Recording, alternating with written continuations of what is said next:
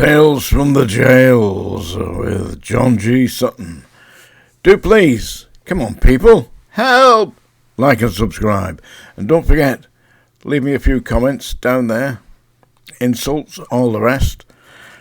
Today I'm going to talk about an article that was in the Sunday Times today. It seems that there is now a call from the Prison Officers Association, who seem to have woken up from a 30-year stupor, or 40 years, or if they've ever been awake, yeah. And they're demanding that the dispersal system in the British prisons be removed and that they implement a Supermax Vectus or strong prison remotely located, and that all the high-risk, dangerous inmates who are currently abusing their positions and their dispersal in their dispersal prison by attacking staff, and that they be held in this Supermax prison and controlled robotically. Now, those of you who have been watching this channel for the last 2 or 3 years will know that it has been a constant theme of mine that what we should do is revert back to the Mountbatten report of 1968. Now, down below I'm going to put a link to a copy of the pages from Hansard, where there was a discussion in Parliament on the 28th of March 1968, in which the then Prime Minister Callaghan explained that the prison system was going to operate a dispersal program.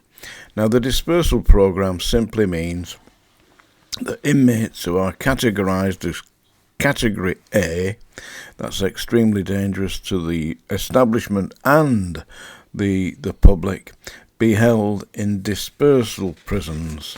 And a number of these dispersal prisons were created and their security ratings uplifted.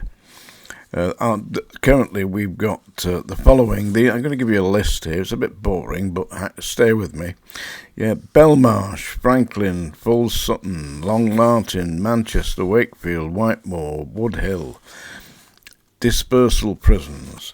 Now, what that means is that all Category A inmates are dispersed amongst those prisons and held within the prisons. Now, having worked at Strangeways, which is a Category A prison, I can tell you there was nothing particularly special about the locating of Category A inmates.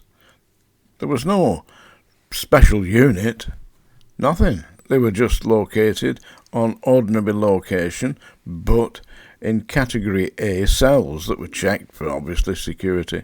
But other than that, nothing particularly. And what we've got now is we've got, units within units, haven't we? As we had at HMP Franklin. Yeah, and that's where Scumbagger Bardi threw boiling oil over the staff and injured 3 staff and stabbed them with a makeshift shank. Yeah. We've also got Shithouse, the Southport Shithouse in HMP Belmarsh, who's just done something not too dissimilar. He's thrown boiling water over a member of staff and hospitalised them. So what's going on? Well, if you look at the Sunday Times today, there's an article in there in which the chairman of the Prison Officers Association is advocating a Supermax prison where all the dangerous Category A inmates be held and subjected to what amounts to what I've been terming as robotic incarceration. In other words, their cells would not be opened as a general rule by staff and would be opened robotically, and that inmates who have put themselves into this situation by their personal aggressive behaviour be removed from the dispersal system and placed into the Supermax security, and it would be a prison within a prison in the Supermax facility. So there would be, in effect, normal prison routine within the prison, but for all those who were considered to be extremely dangerous, such as the Southport shithouse, be held in a prison within a prison, and that would be robotically controlled, allowed out one at a time, and specifically the Prison Officers Association, which I'm glad they've taken their rose-tinted glasses off and had a look at this, and they're saying that there should be no televisions, no Xboxes or video games. No, I should allow them a radio and books, so they'll be allowed to read books and listen to the radio. But no televisions, nothing like that. Once they've opted to fight the system, once they're in the system, and don't forget, to become a Category A inmate, you have to commit something extremely serious, a serious offence. So you've opted out of general society. Then you've been put into the prison community, and because of the behaviour within the prison community, they've opted out of that by assaulting staff or other inmates. And so, because of their antisocial, actually aggressive, dangerous behaviour, place these individuals, such as the Southport shitouts and Scumbag Abadi, in these robotically controlled units and allow them to arrive at the conclusion that their behaviour is brought about the kind of results that they didn't exactly visualise. You can have a look at the report from Hansard. I'll put the link down below. And actually, the dispersal system does work, but it only works for inmates who are prepared to accept that they are imprisoned and conform to the regular routine of jails. These individuals are not doing so, and therefore must be excluded. But at this point in time, they haven't got that correct facility. I mean, in Belmarsh Prison, which is a Category A prison, they're allowing the Southport scumbag to have the shithouse.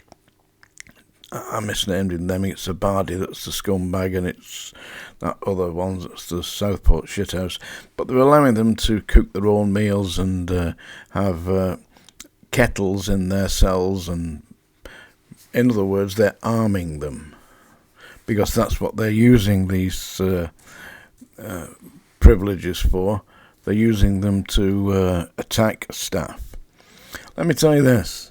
I, as a prison officer, was attacked on a number of occasions. The result probably wasn't what the inmates expected. That's to get nutted in the snot box. It works, you know. It's not very polite, it's not very pretty, but let me tell you this. You get that stuck on your snot box, you're not coming back. Anyway, they're going to do something about it, and I sincerely believe that they've got to create this Supermax prison in a remote location.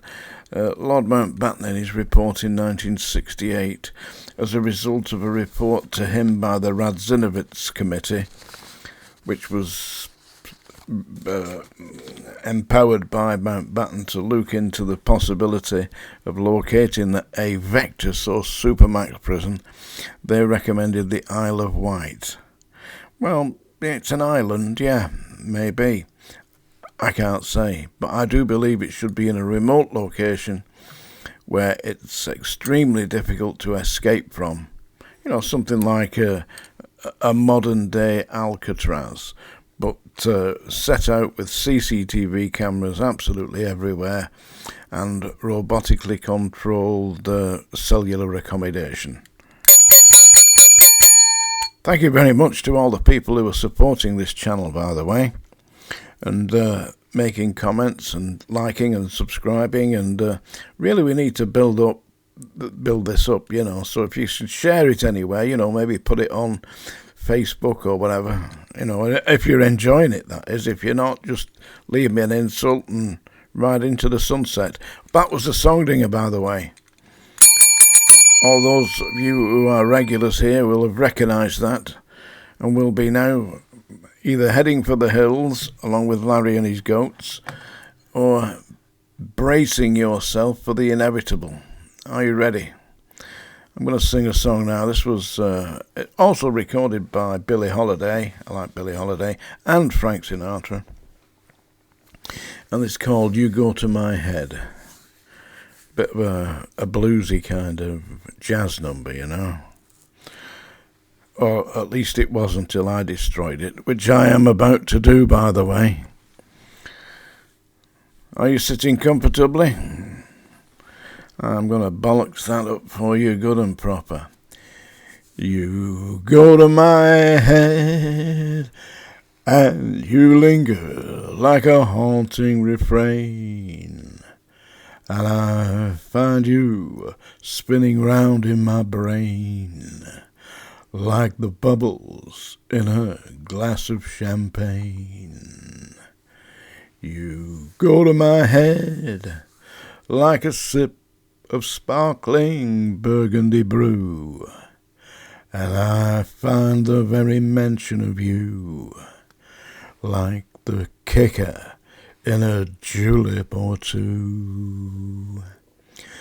The thrill of the thought that you might give a thought to my plea casts a spell over me. Still I say to myself, get a hold of yourself, can't you see? It never can be. You go to my head with a smile that makes my temperature rise like a summer with 1,000 Julys. You intoxicate my soul with your eyes, though I'm certain that this heart of mine hasn't a ghost of a chance in this crazy romance. You go to my head. Well, there you are. I expect that a lot of you have already been heading to the hills. What about going to your head? And this is John G. Sutton, Tales from the Jails. Like, subscribe, people. Don't forget, 27th of this month, 7 p.m, live broadcast.